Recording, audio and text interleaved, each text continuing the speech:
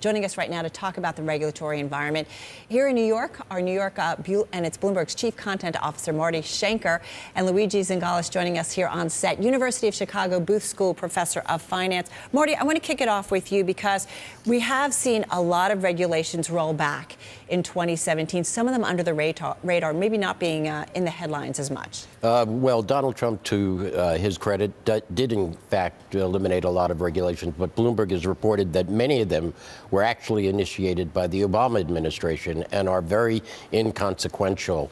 Things like de-designating the grizzly bear in Yellowstone Park. How that affects the way people conduct business is questionable.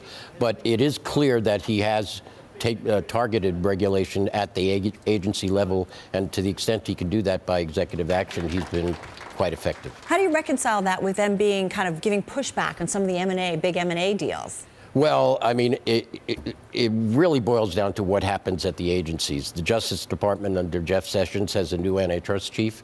The way they actually conduct business is supposed to be away from political influence. Right. And so far, there hasn't been any real significant pushback on some of these deals, and we have to wait and see just exactly what kind of policy they adopt. Yeah. Marty, the Senate bill to raise the Sippy threshold, the systemically important financial institution threshold, is that likely to be a higher priority now for Mitch McConnell? Well, Mitch McConnell has stated quite publicly that he's not going to try and do anything in the Senate this coming year without the help of Democrats. Democrats are not going to be interested in deregulating the banks. They have taken a very hard stand on Dodd Frank, and if he can't get any Democrats to go along, that's just not going to happen. Yeah.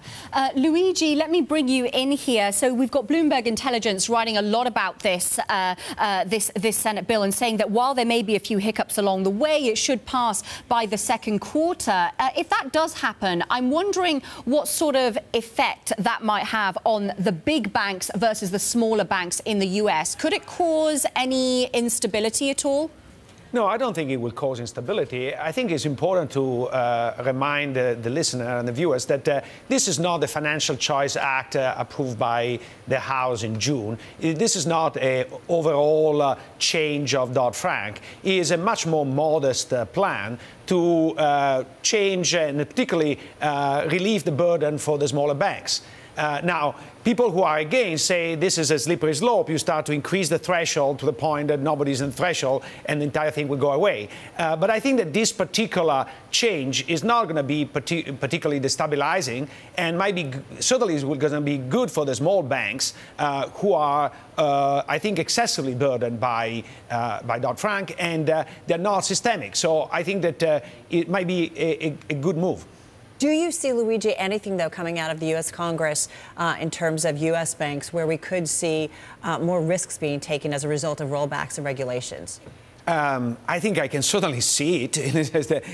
There's an infinite possibility. There is no question, as Martin was saying, that the Trump administration is trying to erode some of the regulation that was put in place.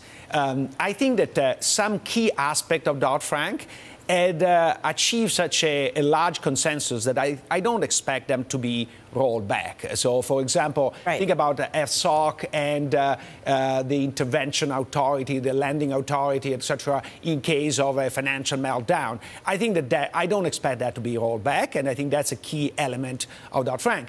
I think there is more tension for the Consumer Financial Protection Bureau because the Republicans really are going after it in a very aggressive way. Again, I would be surprised if the Republicans were so bold to eliminate it completely, because I think it does serve an important purpose.